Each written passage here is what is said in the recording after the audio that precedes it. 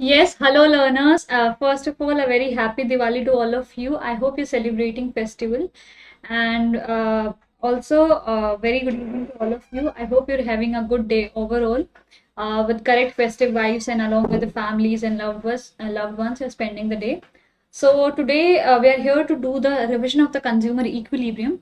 So consumer equilibrium is literally a vast topic. ठीक है, अगर आप देखो कि आप वन कमोडिटी में पढ़ते हो, फिर टू कमोडिटी में, फिर आप आईसी एनालिसिस पढ़ते हो। ठीक है, फिर कंज्यूमर बिहेवियर की अगर हम बात करें तो उसमें लॉ ऑफ डिमांड भी आ जाता है, प्राइस इलास्टिसिटी भी आ जाती है। सो इंटायर अगर हम प्रॉपरली देखें तो काफी बड़ी यूनिट है, and this is something which is most important. Term one के रिगार्डिंग तो है ही इंपॉर्टेंट, टर्म टू के रिगार्डिंग भी है, क्योंकि if you understand consumer behaviour very well तो आप प्रोड्यूसर का बिहेवियर खुद समझ जाओगे। ठीक है, just you need to reverse the all the thing जो आप सीखोगे यहाँ पे, वो बस आपको रिवर्स कर देनी है। So it is very important to understand the consumer equilibrium और the consumer behaviour. Consumer equilibrium is just a part of consumer behaviour. ठीक है, कंज्यूमर बिहेवियर में आपकी पूरी यूनिट है, उसमें कंज्यूमर इक्विलिब्रियम एक पार्ट है, आईसी एनालिसिस दूसरा पार्ट है, and the third part is the law of demand. और लॉ ऑफ डिमांड में ही हम अपना प्राइस इलास्टिसिटी पढ़ लेते हैं। सो ये सब हमें करना है इस यूनिट में, and my priority was to revise this unit first because this is a very important, B is of maximum marks. अगर आप मार्क्स का डिविजन देखो, this is of maximum marks. So let's get started. Before starting I would like to introduce myself. So my name is Kanika and I'm your economics educator. I teach economics for class 11th and 12th on this platform, and basically I've completed my graduation, that is BCom honors, from Lady Shram College, Delhi University. And do join the Telegram channel. Scholars have a Telegram channel जिसका link आपको description box में मिल जाएगा. And do join the Telegram channel for for all the updates about the classes. Then you have a Bugs Bounty, a program of an academy in which basically you can report the inappropriate content seen in any video.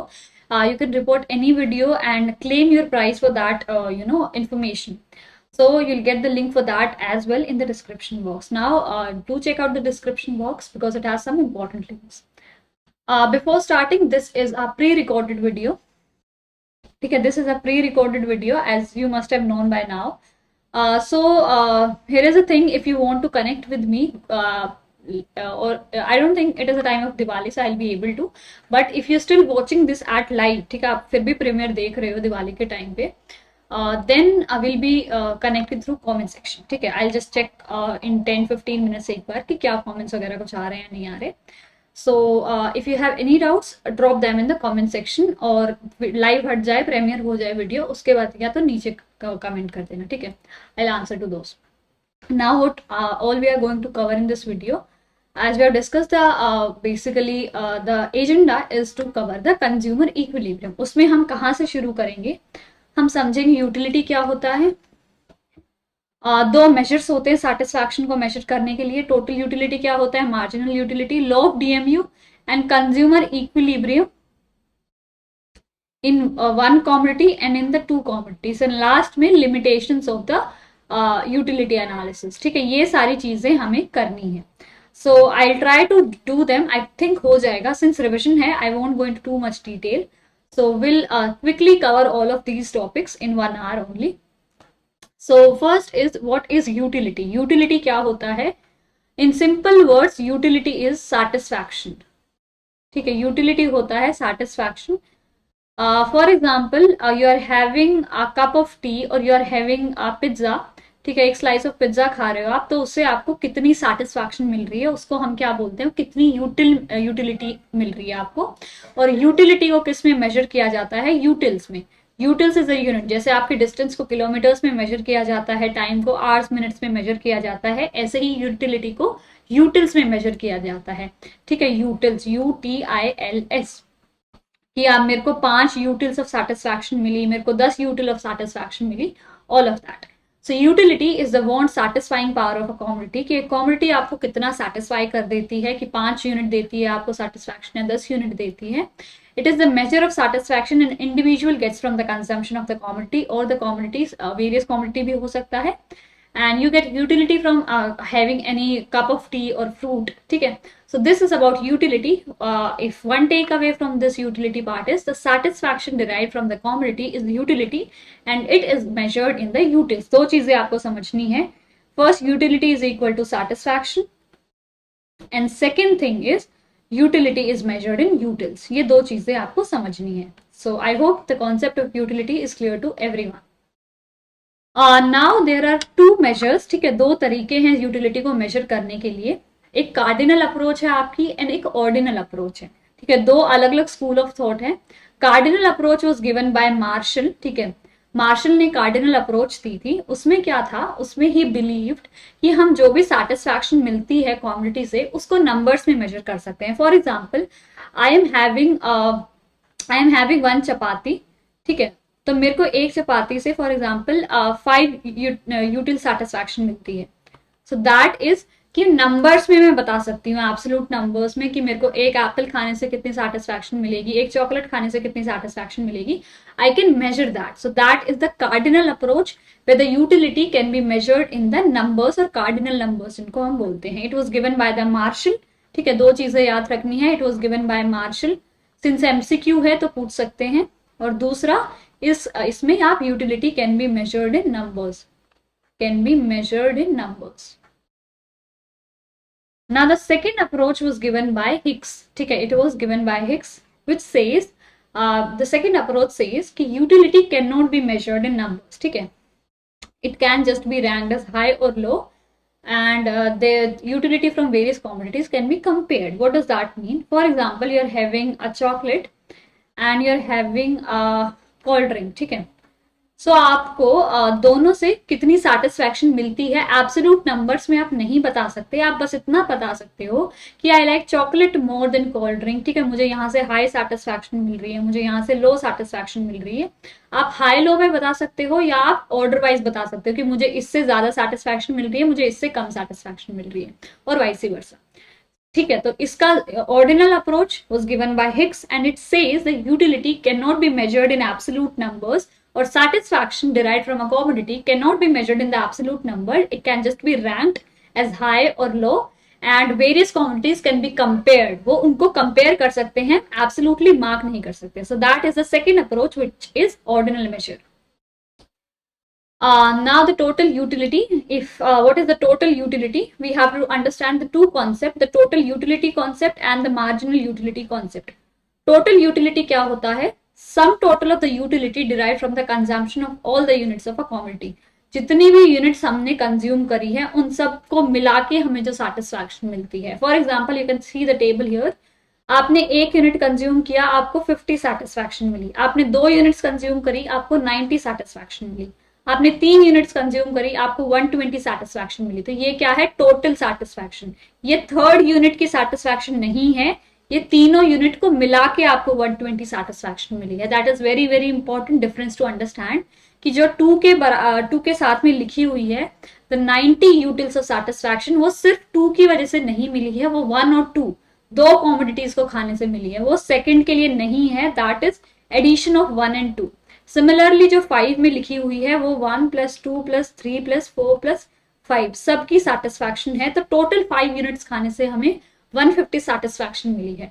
So total utility is sum total of utility derived from the consumption of all the units. जितनी unit आपने consume करी है उन सारी unit से जितनी आपको total satisfaction मिली है, that is the total utility concept. ठीक है, and I hope the concept is clear to you. Now we'll move on to the marginal utility. Marginal utility is, in one word, addition to total utility. Addition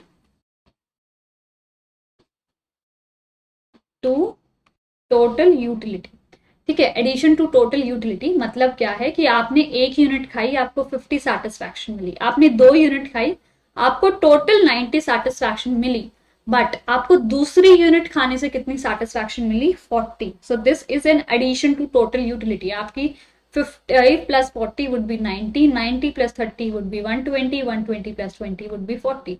So this is nothing but addition to total utility. ये क्या बताता है कि मुझे third unit खाने से जो extra satisfaction मिली है, मुझे फोर्थ यूनिट खाने से जो एक्स्ट्रा सेटिस्फैक्शन मिली है, और ये टोटल यूटिलिटी क्या बताता है कि मुझे तीनों यूनिट खाने से कितनी सेटिस्फैक्शन मिली है. मार्जिनल यूटिलिटी से इसकी मुझे सिर्फ थर्ड यूनिट खाने से कितनी सेटिस्फैक्शन मिली है. सो additional utility because of consuming one more unit, आपने एक यूनिट एक्स्ट्रा खाई है, वो एक्स्ट्रा खाने की वजह से जो आपको एक्स्ट्रा सेटिस्फैक्शन मिली है, that is marginal utility. Now we have two important formulas regarding marginal utility and total utility. Just let me see if I have space to write, or for example I'll write it here. Total utility is summation of marginal utility, and marginal utility is equal to tu at n minus n plus 1, or I can say n tu at n. ठीक है, और I can express it as tu at n minus tu at n minus 1. So basically अगर आपको 90 और 50 है, so आप 90 minus 50 करोगे तो आपको marginal utility मिल जाएगा, which is nothing but tu at n 1, n हमारा 1 है, और n plus 1 क्या होगा, tu at 2. ठीक है, तो tu at 2 minus tu at 1 से आपको mu at 1 मिल जाएगा और 2 मिल जाएगा. ठीक है, so that is the marginal utility concept. ठीक है, this is the schedule. Now a very important, I think the most important concept, one of the most important concept from the microeconomics is the relationship between the total utility curve and the marginal utility curve. दोनों के बीच में relationship समझना बहुत जरूरी है. Let's draw them graphically. For your convenience, I'll draw them one by one. उसके बाद दोनों को combine करेंगे. So suppose this is your graph. तो your marginal utility curve is something like this. ये आपकी MU curve है. And your total utility curve is like this. This is your total utility curve. So आप दोनों को combine करके you can check this diagram. This is the diagram for the total utility, the relationship between the total utility curve and the marginal utility curve. ठीक है. So this is total utility, marginal utility. यहाँ पे हम जो भी curve बनाते हैं economics में, on the y-axis you denote the name of the curve. If you are making the cost curve of revenue curve जो आप next term में बनाओगे तो आप उनका नाम यहाँ पे लिखोगे. And here on the x-axis we write the number of units. This is your total utility. It increases, then reaches at its maximum point at B, then it again declines. And your marginal utility is a straight line, decreasing line, which just keeps on decreasing. ठीक है? So this is the total utility and marginal utility. Now if we have to understand the relationship between them, वो हम कैसे समझ सकते हैं? वो हम समझ सकते हैं कि let's divide the entire part into 3 phases. First phase है यहाँ से यहाँ तक. ठीक है, जस्ट अ सेकेंड, यहाँ से यहाँ तक. सेकेंड फेज आपका पॉइंट बी है, and the third phase is this. ठीक है, तो हम तीनों को समझ सकते हैं कि तीनों में क्या हो रहा है. When your marginal utility is decreasing but is positive. ठीक है, ये आपकी डिक्रीज हो रही है बट पॉजिटिव है. उसका मतलब क्या है कि कुछ ना कुछ सेटिस्फैक्शन, कुछ ना कुछ एडिशन हो रहा है आपकी टोटल यूटिलिटी में, चाहे वो थोड़ा बहुत ही हो रहा हो. ठीक है, कुछ ना कुछ एडिशन हो रहा है. तो जब तक ये आपकी पॉजिटिव है, मार्जिनल यूटिलिटी कर्व यहाँ से यहाँ तक, ठीक है, ये आपकी पॉजिटिव है, तो आपका जो MU है वो भी इंक्रीज होता रहेगा, क्योंकि कुछ ना कुछ एडिशन हो रहा है टोटल यूटिलिटी में. नाउ जब आपकी MU 0 हो जाती है तो आपकी टोटल यूटिलिटी मैक्सिमम हो जाती है, और जब आपकी MU नेगेटिव हो जाती है तो एडिशन की जगह उसमें सब्ट्रैक्ट होना स्टार्ट हो जाता है, तो आपका जो TU है वो डिक्रीज होना स्टार्ट हो जाता है. And this is the third phase. First phase जब TU इंक्रीज होती है और MU पॉजिटिव होती है. सेकेंड फेज जब TU मैक्सिमम होती है, MU 0 होती है. एंड देन लास्ट स्टेज जब MU नेगेटिव हो जाती है तो TU डिक्लाइन होती है, because MU is an addition to total utility. जब तक कुछ ना कुछ ऐड हो रहा होता है TU इंक्रीज होती रहती है, बट जैसे ही कुछ ऐड होना बंद होता है वैसे ही आपकी जो टोटल यूटिलिटी है वो डिक्लाइन होना शुरू हो जाती है. This is just a statement जो हमने अभी समझा, उसको अगर मैं स्टेटमेंट की फॉर्म्स में लिखूं, because you will study these kind of things and ऐसे टाइप में क्वेश्चन आएंगे. So let's see them one by one. MU decreases with each unit consumed and may even become zero. It is very much clear कि MU हर एक unit के साथ decrease होती है, ठीक है, और वो जीरो भी हो जाती है और इवन नेगेटिव भी हो जाती है. So this is the first point clear to us. Second point says as long as MU is positive, TU increases. As long as MU is positive, यहाँ पे तब तक आपकी TU इंक्रीज होती रहती है. Very much true. ठीक है. Third statement says when the TU is maximum, MU is zero. We have already seen this at the point, एक minute, at the point B, when your TU is maximum, your MU is zero. Suppose this is point K, ठीक है. So you can understand from the point BK. Then when MU is negative, TU is declining. We have seen in the graph, and decreasing TU implies that TU is increasing at a decreasing rate. ठीक है. इस यहाँ का मतलब क्या है, इसके बाद TU is increasing but at a decreasing rate. कोई चीज डिक्रीजिंग रेट पे कैसे इंक्रीज हो रही है, पहले 8 यूनिट इंक्रीज हो रही थी, फिर 6 हो रही है, फिर 4 हो रही है, फिर 2 इंक्रीज. वो इंक्रीज तो हो रही है हर बार कुछ ना कुछ, बट वो डिक्रीजिंग रेट पे हो रही है कि जिस रेट पे इंक्रीज हो रही है वो कम होता जा रहा है. ठीक है. So that is all what we need to understand. Now इसी को हम क्या बोलते हैं, एक हमारा लॉ है, law of diminishing marginal utility, जिसको हम शॉर्ट में DMU बोलते हैं. What is the law of diminishing marginal utility? Law of diminishing marginal utility states that as more and more units of a commodity are consumed, basically, जब आप, for example, let's understand this by an example. You're having one apple. आपने दूसरा Apple उसके तुरंत बाद खाया तो आपको इस एप्पल से कम सेटिस्फैक्शन मिलेगी. Then you had another apple, third apple, तो आपको उससे सेकंड वाले से भी कम सेटिस्फैक्शन मिलेगी. फोर्थ खाया, फोर्थ से उससे भी कम सेटिस्फैक्शन मिलेगी. तो इसका मतलब क्या है कि as you consume more and more unit of a commodity, the MU derive from each unit declines. जो आपको एडिशनल सेटिस्फैक्शन मिलती है हर एक यूनिट एक्स्ट्रा खाने से, वो डिक्रीज होती जाती है. This is very much evident from our general life. आप खुद सोच के देखो, if you are having first apple, आपको बहुत भूख लग रही है, you are having the first apple, तो कितनी सेटिस्फैक्शन मिलती है. फिर आपकी भूख थोड़ी शांत हुई तो आपने सेकंड एप्पल खाया, तो बेसिकली आपको थोड़ी सी कम सेटिस्फैक्शन मिली, पर फिर भी आपको मिल रही है सेटिस्फैक्शन. देन थर्ड एप्पल में उससे भी कम सेटिस्फैक्शन मिली. फोर्थ एप्पल ज्यादा मन नहीं था, बट सिंस भूख लग रही थी तो थोड़ा खा लिया. सपोज फिफ्थ एप्पल आपको बिल्कुल भूख नहीं है, बट आपको जबरदस्ती खिलाया जाए, तो उसमें क्या होती है, नेगेटिव सेटिस्फैक्शन मिलती है, आपको डिससेटिस्फैक्शन मिलती है. The law of DMU, or diminishing marginal utility, states that when more and more units of a commodity are consumed, marginal utility or the additional utility derived from the each unit declines or decrease होती रहती है. So this is what law of DMU is. हर एक law में हमें दो चार चीजें पढ़नी होती है. Statement, assumption, schedule, graph. Schedule, statement, assumption, schedule, graph and exception.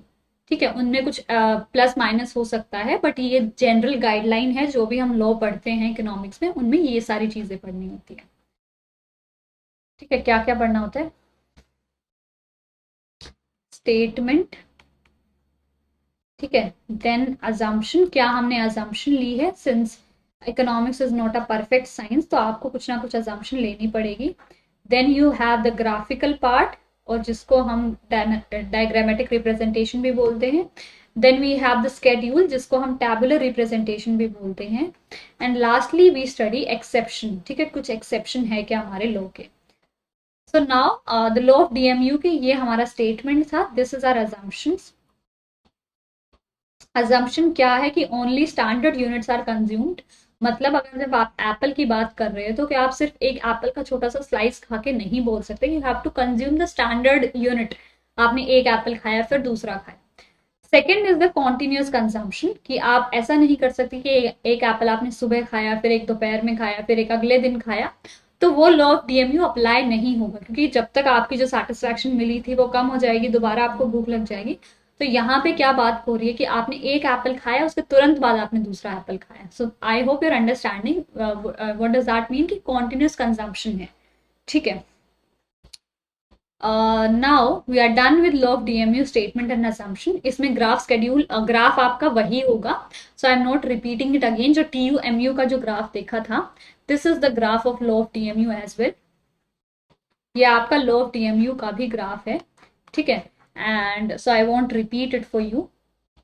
And table, जो आपकी कंज्यूमर, जो हमने TU-MU में टेबल पढ़ी है, this one is the table for the law of DMU. ठीक है. नाउ एक्सेप्शन, कुछ थोड़ी बहुत एक्सेप्शन है, जैसे कि म्यूजिक हो गया, कुछ आर्ट वगैरह हो गया। जैसे म्यूजिक में जितना आप सुनते हो उतना आपको ज्यादा सेटिस्फैक्शन मिलती जाती है। For example you like a song, तो आप उसको बार बार सुनते हो, ठीक है, तो आपको बहुत सेटिस्फैक्शन मिलती है। तो कुछ कुछ एक्सेप्शन है, ज्यादा नहीं है, ठीक है, वो not very important. So lastly, we come to the consumer equilibrium part. Consumer equilibrium is to be studied in two cases here. Just a second. One commodity case and the two commodity case.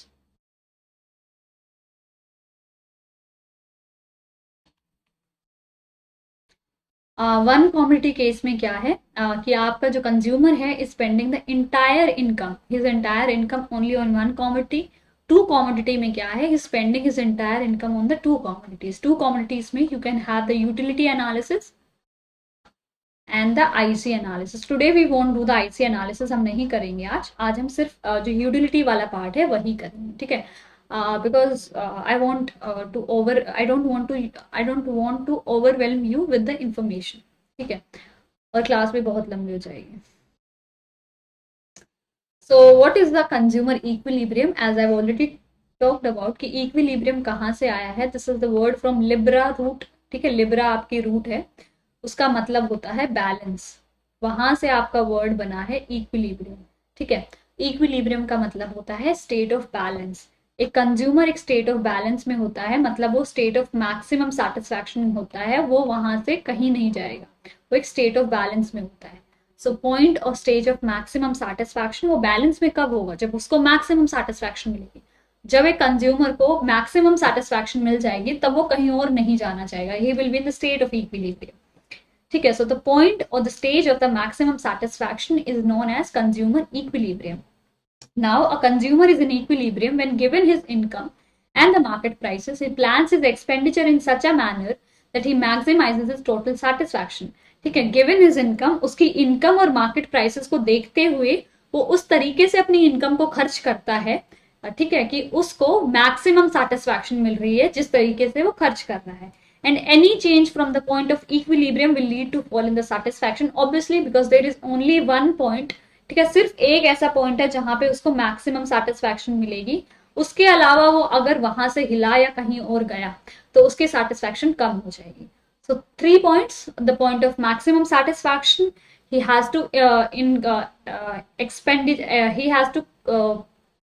has to spend his income in such a way he gets the maximum satisfaction, and any change from that point of equilibrium will lead to the fall in his satisfaction. That is about the consumer equilibrium. We have to study in the one commodity case, two commodity case, two commodity में further it is classified into two parts. So now let's discuss the consumer equilibrium in the one commodity case. ये हम one commodity case start कर रहे हैं।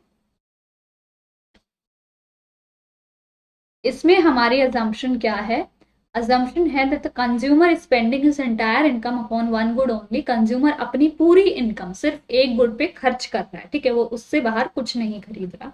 उसकी सबसे पहले हमें कुछ assumption पढ़नी है। the first assumption says utility can be expressed in the cardinal numbers. Utility है वो आप नंबर्स में मेजर कर सकते हो। फॉर एग्जाम्पल आपको 5 यूटिल्स की सेटिस्फैक्शन मिली है, आपको 10 यूटिल्स की सेटिस्फैक्शन मिली है, आप नंबर्स में मेजर कर सकते हो। The second thing is marginal utility of money remains constant. We'll talk about MU of money in the next slide.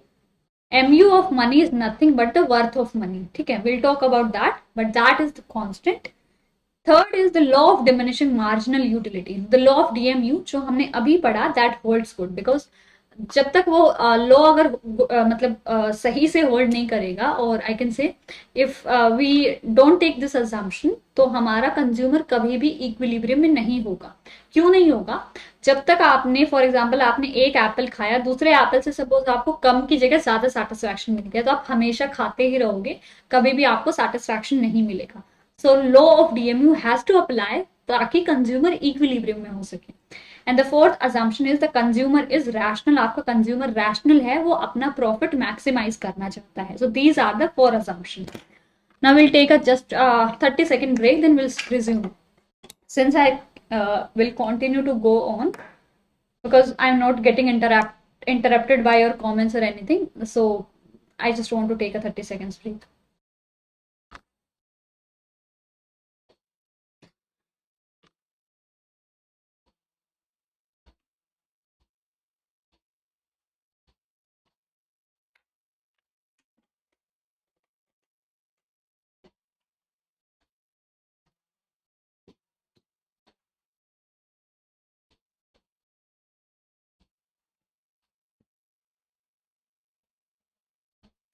Okay.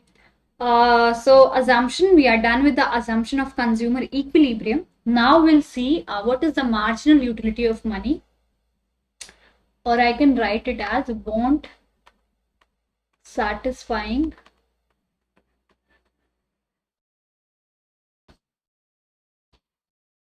power of money. Marginal utility of money is nothing but the want satisfying power of money. Now, what is the want satisfying power of money? For example, you are spending your 1 rupee. ठीक है, आप 1 रुपए खर्च कर रहे हो. For example, you are buying 5 apples plus 2 bananas. Then next time you are buying 2 apples and 4 bananas.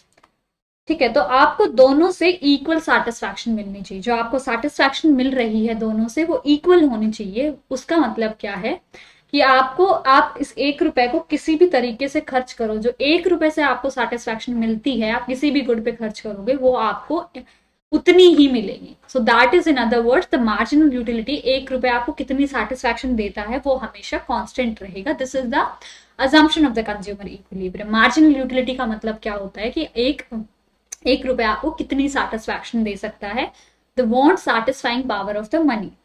Now utility that a consumer expects to get from standard basket of money which he or she can buy from a rupee. This is a standard basket. आप इसको किसी भी तरीके से खर्च कर लो, आपको उतनी ही satisfaction मिलेगी. It is assumed to be constant because it is a measuring rod for satisfaction from a rupee. It is assumed to be constant क्योंकि यही आपकी जो एक measuring rod के रूप में यूज होती है. I've given this example already कि अगर आपको किलोमीटर्स मेजर करना है तो आपको पहले डिसाइड करना पड़ेगा कि 1 किलोमीटर कितना होता है, फिर आप डिस्टेंस मेजर कर सकते हो. ठीक है, सॉरी, डिस्टेंस मेजर करना हो तो आपको मीटर्स में मेजर करना है. ठीक है, तो आपको कुछ ना कुछ तो कांस्टेंट लेना पड़ेगा कि इतना मेरा 1 मीटर है, तो तभी आप मीटर्स में मेजर कर पाते हो ना. आपको 1 मीटर कितना है वो डिसाइड करना पड़ेगा तभी, और वो हमेशा कांस्टेंट रहेगा, तभी आप अपना बाकी डिस्टेंस मेजर कर सकते हो. उसी तरीके से 1 रुपए में कितनी सेटिस्फैक्शन मिलेगी वो हमेशा हमेशा कांस्टेंट रहनी चाहिए, ताकि आप आगे मेजर कर सको कि आपको कितने रुपए में कितनी सेटिस्फैक्शन मिली है. ठीक है, so that is about the marginal utility of the money. Now we'll move on to the consumer equilibrium की conditions. So there are 3 important things that determines कि consumer equilibrium में होगा या नहीं होगा. First is the price of commodity. Price of commodity, उसका मतलब क्या है कि आप कितने रुपए में कॉमोडिटी को खरीद रहे हैं. For example, I am buying a pen, तो मैं वो पेन फॉर एग्जाम्पल 20 रुपए में खरीद रही हूँ. सो this is the price of the commodity. Now the utility derive from the commodity is measured in the utils. For example, मेरे को एक पेन से कितनी यूटिल्स की सेटिस्फैक्शन मिल रही है. And the marginal utility of money which is कि 1 रुपए से हमें कितनी सेटिस्फैक्शन मिलती है, that has to remain constant. 3 चीजें आपको याद रखनी है कि प्राइस, आपको 3 चीजें पता होनी चाहिए पता करने के लिए कि कंज्यूमर कब इक्विलिब्रियम में होगा. आपको कॉमोडिटी का प्राइस पता होना चाहिए, एक कॉमोडिटी से कितनी सेटिस्फैक्शन मिलती है यूटिलिटीज में वो पता होना चाहिए, और मार्जिनल यूटिलिटी ऑफ मनी आपको पता होना चाहिए और वो कांस्टेंट होना चाहिए. दीज आर द कंडीशंस और important determining factors of the consumer equilibrium in the one commodity case. I hope I don't need to remind you again and again कि we are doing the one commodity case. ठीक है. Now let's move specifically to the condition. तो condition क्या है आपकी? You can see that mu of x is equal to the price of x. Now ये condition क्यों है? mu is the satisfaction. mu is the satisfaction and px is the price. तो consumer कब equilibrium में होगा? जब वो जितना प्राइस पे कर रहा है उतनी ही उसको सेटिस्फैक्शन मिलेगी. आप जनरल लाइफ में सोच के देखो, suppose you are going to an amusement park, वहां पे आपने 1000 रुपए खर्च करके एक राइड ली है, तो आप सेटिस्फाई कब होगी कि जितने आपने पैसे दिए थे उतनी आपको सेटिस्फैक्शन मिल गई.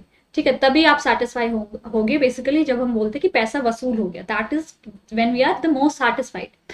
तो कंडीशन क्या है कि M U which is the marginal utility, और in other word satisfaction should be equal to the price we are paying. जितना प्राइस हम पे कर रहे हैं उतनी ही हमें सेटिस्फैक्शन मिलती है। But there is one problem here कि हम एम यू को यूटिल्स में मेजर करते हैं एंड प्राइस को हम रुपीज में मेजर करते हैं। ठीक है, तो दोनों कंपेरेबल नहीं है, हम दोनों को एज इट इज कंपेयर नहीं कर सकते। तो हमें क्या करना पड़ेगा, इधर इसको यूटिल्स में करना पड़ेगा या फिर इसको रुपी में करना पड़ेगा। But we have the marginal utility of money, मतलब 1 रुपए में आपको कितनी यूटिल्स ऑफ सेटिस्फैक्शन मिलती है, उससे हम इसको रुपी में कन्वर्ट कर सकते हैं। So what we do is marginal utility of X को हम मार्जिनल यूटिलिटी ऑफ मनी से डिवाइड कर देते हैं and price of that is equal to the price of the commodity. ठीक है, फॉर एग्जाम्पल आपको टोटल 40 यूटिल्स का सेटिस्फैक्शन मिल रहा था और 1 रुपए से आपको 2 यूटिल्स का सेटिस्फैक्शन मिलता है, तो आपको टोटल 20 रुपीज का सेटिस्फैक्शन मिलेगा। ठीक है, और आप सपोज 20 ही रुपीज पे कर रहे हो। सो ऐसे केस में ये कंपेरेबल होता है। ठीक है, so this is how we have derived the condition. First M U X should be equal to the px, then they cannot be compared क्योंकि एक यूटिल में है एक प्राइस में है। तो you divide mux by the marginal utility of money to convert it to the money कि एक आपको टोटल इतनी सेटिस्फैक्शन मिल रही है, आपको 1 रुपए में इतनी सेटिस्फैक्शन मिल रही है, तो आप रुपीज में टोटल कितनी सेटिस्फैक्शन मिल रही है वो आप मेजर कर सकते हो। ठीक है, so this is the condition, the final condition. This is final condition for consumer equilibrium in the one commodity case. ठीक है, now this can also be the condition. ठीक है, तो दोनों ही आपकी सही कंडीशन है। तो अगर एग्जाम में ऐसा कुछ आता है और आपका both A and B option होता है तो दोनों करेक्ट होंगे आपके। ठीक है, now there can be two condition जहां पे कंज्यूमर इक्विलिब्रियम में नहीं होता। In economics we assume that consumer is always in the equilibrium in the long term. ठीक है, शॉर्ट टर्म में वो थोड़ा बहुत इन इक्विलिब्रियम में हो सकता है, बट लॉन्ग टर्म में he is always in the equilibrium. ठीक है, so how can we understand that कि suppose M U X is greater than the price X, मतलब जो कंज्यूमर को सेटिस्फैक्शन मिल रही है वो ज्यादा है बट वो प्राइस कम दे रहा है। उसका मतलब क्या है कि कोई चीज आपको सस्ती मिल रही है, चीपर रेट पे मिल रही है। ठीक है, अगर आपको कुछ चीपर मिल रहा है तो आप उसका और खरीदोगे। ठीक है, because you are rational consumer. जब आप उसका कंजम्पशन इंक्रीज कर दोगे क्योंकि सिर्फ वो चीपर है, तो आप कंजम्पशन इंक्रीज कर दोगे, और कंजम्पशन जब आपका इंक्रीज हो जाएगा तो लॉ ऑफ डीएमयू अप्लाई होगा, और लॉ ऑफ डीएमयू अप्लाई होने की वजह से आपका सेटिस्फैक्शन कम होगा, और अल्टीमेटली आपका सेटिस्फैक्शन कम होता जाएगा और आपका एमयू एक्स आपके पी एक्स के बराबर हो जाएगा। ठीक है, so I hope you have understood कि यहाँ पे क्या हुआ। I will repeat it once कि आपका एमयू एक्स मतलब सेटिस्फैक्शन ज्यादा था जितना आप पैसा दे रहे थे। आपको कोई चीज सस्ती मिल रही है, उसका मतलब क्या है, आपको कोई चीज सस्ती मिल रही है। अगर कोई चीज सस्ती मिल रही है आप ज्यादा खरीदोगे because you are the rational consumer. तो जैसे ही आप कंजम्पशन इंक्रीज करोगे लॉ ऑफ डीएमयू अप्लाई होगा। ठीक है, और आप कंजम्पशन इंक्रीज करोगे सेटिस्फैक्शन कम होगी, अल्टीमेटली आपके सेटिस्फैक्शन कम होके प्राइस के इक्वल हो जाएगी। So the consumer will be in the equilibrium. Now दूसरी कंडीशन क्या है कि आपका जो सेटिस्फैक्शन है, सेटिस्फैक्शन आपका ज्यादा है बट प्राइस आप, और इट इज ऑपोजिट, आपका जो सेटिस्फैक्शन है वो कम है बट आप प्राइस ज्यादा पे कर रहे हो। उस टाइम पे आप क्या करोगे, आपको कोई चीज महंगी मिल रही है तो आप क्या करोगे, आप उसका कंजम्पशन डिक्रीज करोगे। कंजम्पशन डिक्रीज करोगे तो law of DMU will again apply but in the opposite direction. तो आपका जो सेटिस्फैक्शन है वो कम हो जाएगा, ज्यादा हो जाएगा सॉरी, और सेटिस्फैक्शन अल्टीमेटली आपका एमयू एक्स आपके पी एक्स के बराबर हो जाएगा। ठीक है, सो दोनों केसेस में अल्टीमेटली आपका consumer will be in the equilibrium. ठीक है, so these are the two condition and कब क्या होगा अगर दोनों इक्वल नहीं होंगे तो। So this is the very, I think, I hope you have understood the explanation because I've tried to explain it in the very common, very general format. साथ साथ आपको सारे इक्वेशंस भी I've shown कि कैसे होती है। now this is the schedule। ठीक है, ये आपका स्केड्यूल है। यहाँ पे हमने एक चीज अज्यूम करी है that mu of m is equal to 4। ठीक है, 4 यूटिल्स।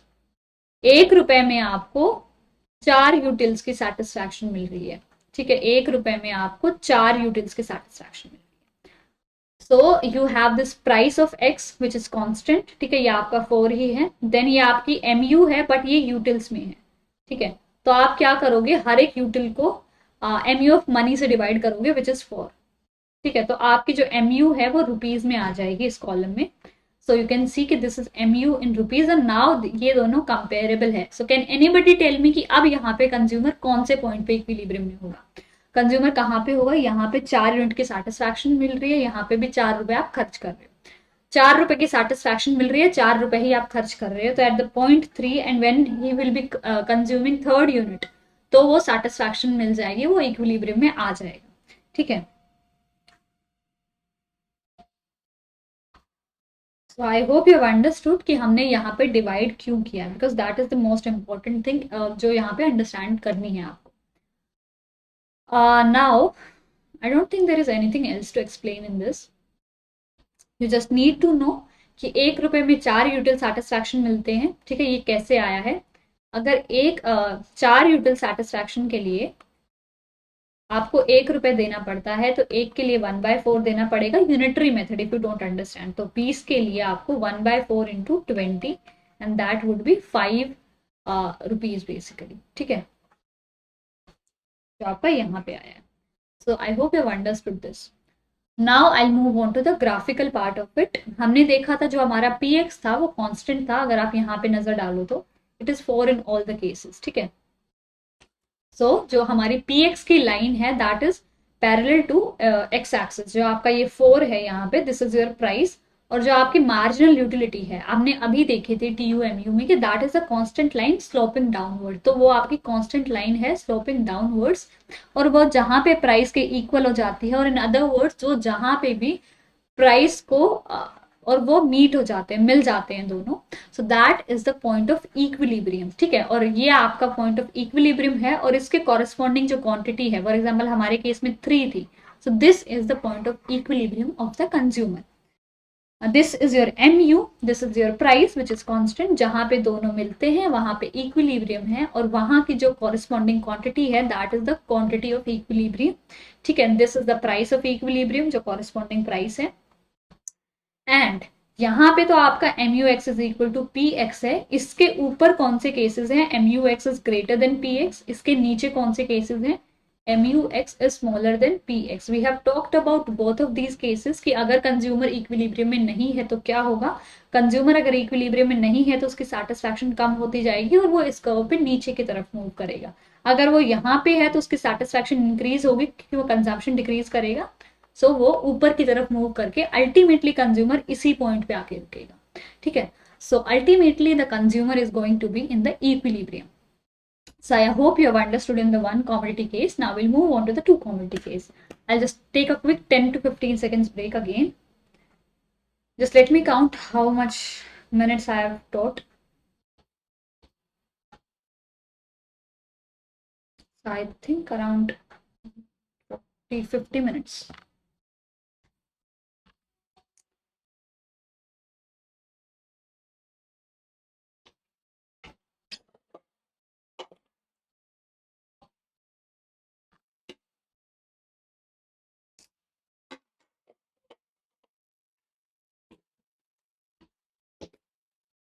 सो नाउ टू कमोडिटी केस में क्या होता है कि कंज्यूमर उस तभी इक्विलिब्रियम में आता है जब वो दोनों यूनिट्स, दोनों कमोडिटीज पे इक्वल खर्चा करे basically.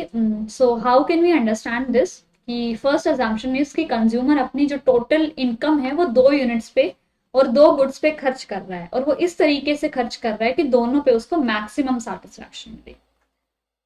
So the maximum satisfaction उसको मिलेगी 1 रुपए से, वो हमेशा बराबर होगी. तो इसीलिए चाहे वो कहीं भी खर्च करे, दोनों गुड्स से जो सेटिस्फैक्शन मिलेगी वो 1 रुपए में वो इक्वल होनी चाहिए, ठीक है.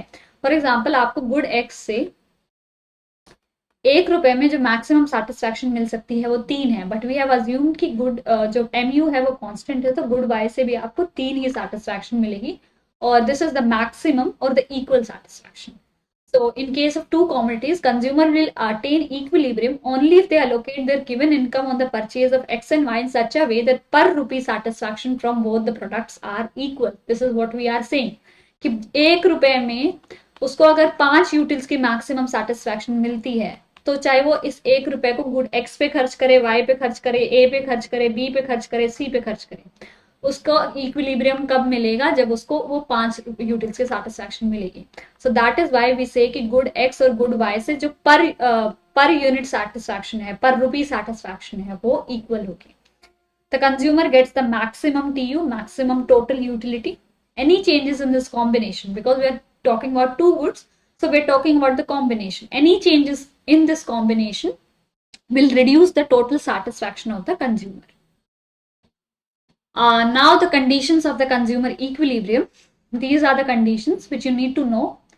MUX is equal to MUY, ठीक है, डिवाइडेड बाय पी एक्स और पी वाई, और इसको आप रीअरेंज करके ऐसे लिख सकते हो। ठीक है, आप इसको एम यू एक्स और एम यू वाई ऐसे भी लिख सकते हो कुछ केसेस में, जब आपकी अंडरलाइंग अजम्पशन होती है that price of X is equal to price of Y is equal to 1, तो उस केस में आपकी वो कंडीशन भी बन जाएगी। ठीक है, तो आपकी बेसिकली 3 तरीके हैं उसी चीज को रिप्रेजेंट करने के।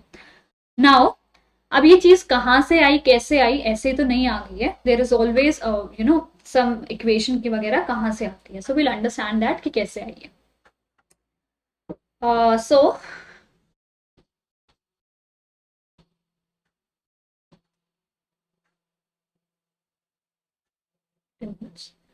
Okay, so let's discuss this कि कहाँ से आई है। For example this is good X, this is good Y. ठीक है, तो गुड एक्स पे आप कैसे खर्च कर रहे हो कॉमोडिटी को कि आपको मैक्सिमम सेटिस्फैक्शन मिले। So M U by x should be equal to the price of x. Similarly, mu of y should be equal to the price of y. ठीक है, mu of x should be equal to the price of x. mu of y should be equal to the price of y. This is in the individual case में आपकी condition है। ठीक है, ये आपकी अगर हम इसको रीअरेंज करें तो we have to divided by mu of m, क्योंकि दोनों कंपेरेबल नहीं है। We have talked about it कि दोनों आपकी जो अलग अलग यूनिट्स हैं, तो एक यूनिट में लाने के लिए, रुपी की टर्म में लाने के लिए, हमें रुपी की 1 रुपए में कितने यूटिल के सेटिस्फैक्शन मिलती है उससे डिवाइड करना पड़ेगा। Similarly I do that on the right hand side of MUM। MUM हमने देखा था वो कांस्टेंट है, वो सेम है। Then if I rearrange this equation, mu of x divided by the p of x is equal to the mu of m, and I rearrange on this side as well, mu of y divided by the p of y is equal to the mu of m. Now this and this they are equal, क्योंकि mu of m हमारा constant है। So ultimately अगर ये इसके बराबर है, ये इसके बराबर है, और ये दोनों बराबर है, तो ये और ये भी बराबर होगा। ठीक है, सो mu of x divided by price of x is equal to mu of y is equal to the price of y, and that whole is equal to mu of money। ठीक है, तो ये आपकी अल्टीमेट कंडीशन है जो निकल के आती, यही हमने यहाँ पे देखी थी। mu of x, इसी को हमने रीअरेंज किया था, तो ये हमें इक्वेशन मिली थी। इसके इक्वल हम mu of m भी लिख सकते हैं। ठीक है, इसके इक्वल भी लिख सकते हैं। So I hope you have understood कि किस तरीके से हमारी इक्वेशन आई है। If you have any doubts in this particular slide, do let me know. I will try explaining that in the comment section.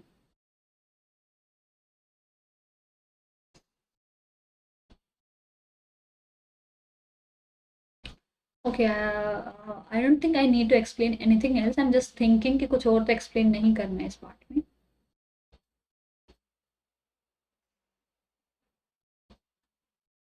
I don't think there is.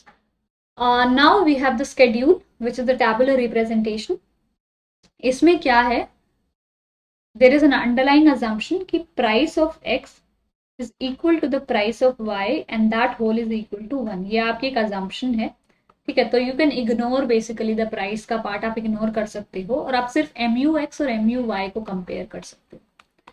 ठीक है, MUX और MUY, बिकॉज कंडीशन क्या थी? MUXY PX, और आप किसी चीज को 1 से डिवाइड करते हो तो कोई फर्क नहीं पड़ता। ठीक है, तो दोनों साइड आप 1 से डिवाइड करोगे कोई फर्क नहीं पड़ेगा.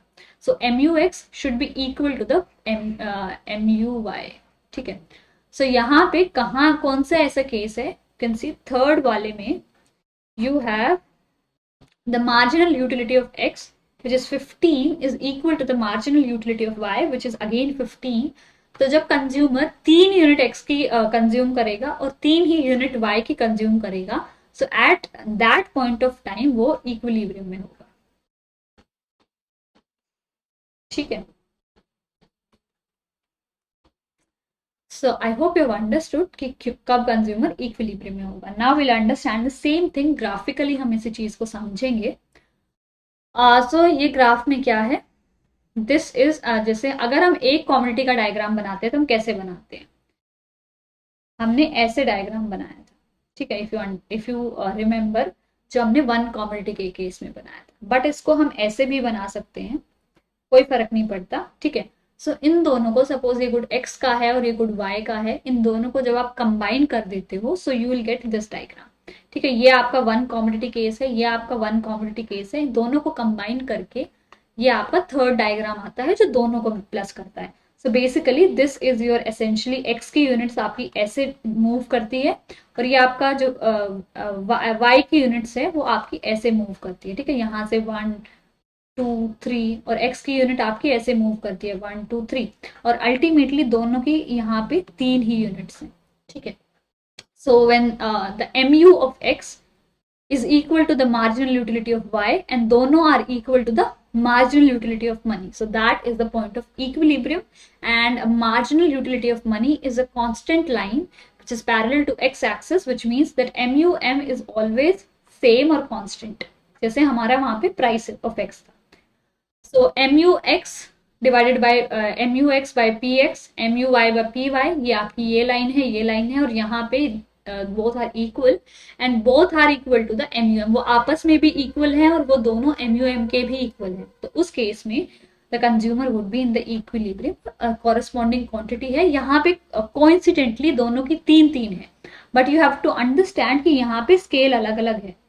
For example 1 2 3 4 5, ये आपका x एक्सिस का स्केल है, x कम्युनिटी का.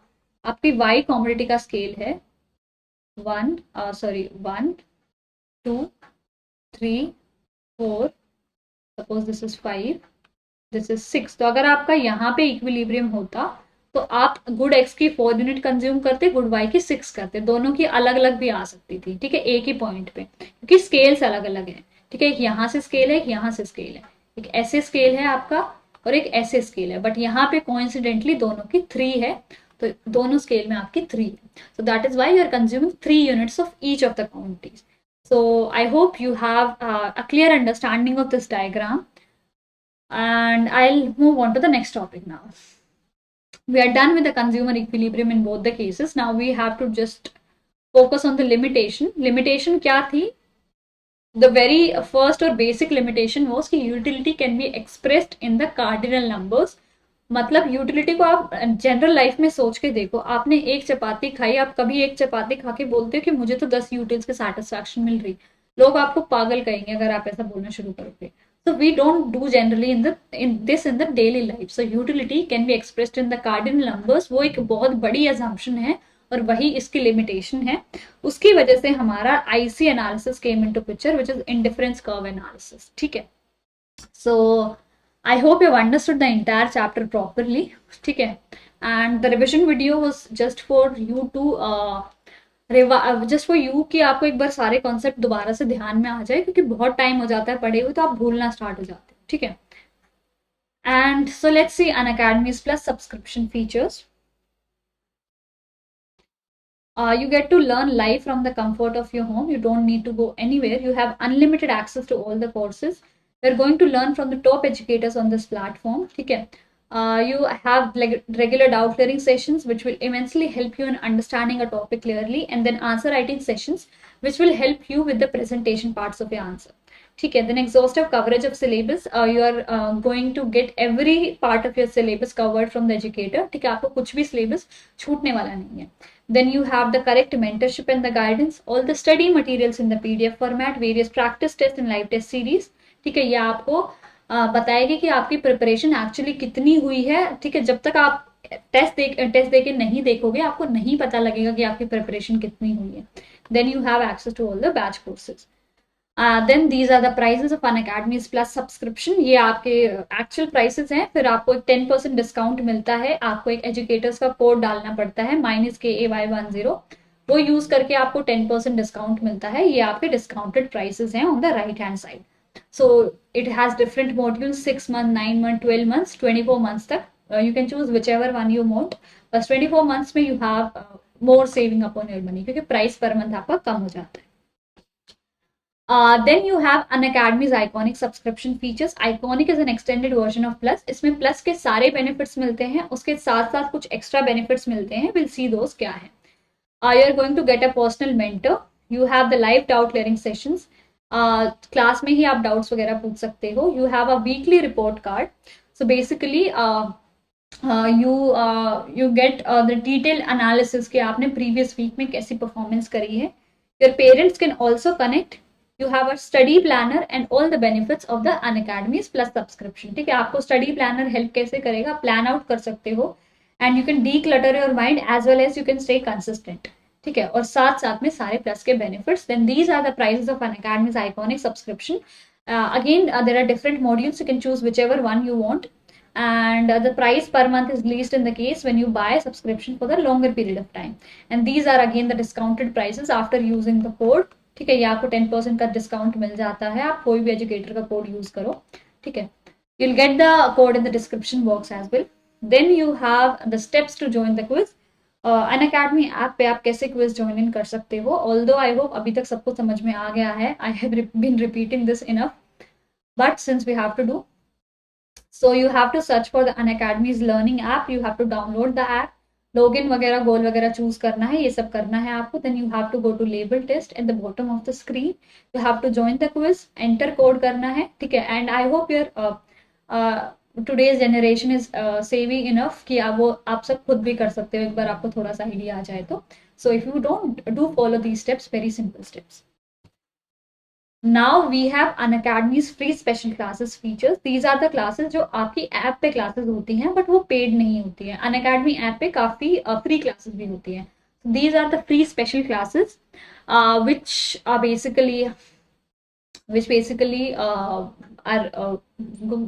basically have got a very good features. ठीक है, इसमें आपका रियल टाइम इंटरेक्शन होता है, वीडियो लैग वगैरह नहीं होती है कुछ भी. जो फॉर एग्जांपल यूट्यूब में 15 से 20 सेकंड या अगर इंटरनेट बहुत अच्छा हो तो 10 सेकंड तो फिर भी लैग करती है वीडियो. तो then you can ask question using the question tab में. आप क्वेश्चन वगैरह पूछ सकते हो, आप हैंड रेज कर सकते हो.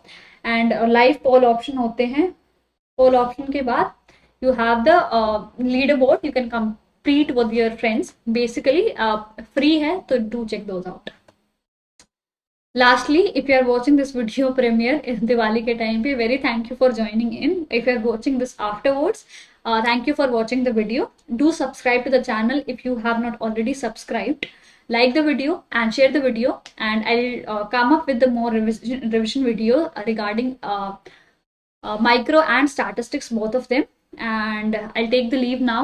Happy Diwali once again to all of you, and I hope you're enjoying the festival with the family. आगे भी festivals हैं, so I hope you're enjoying the entire festive season with a proper state of mind. And thank you for joining in. I'll see you in the next class. Till then, take care and good night.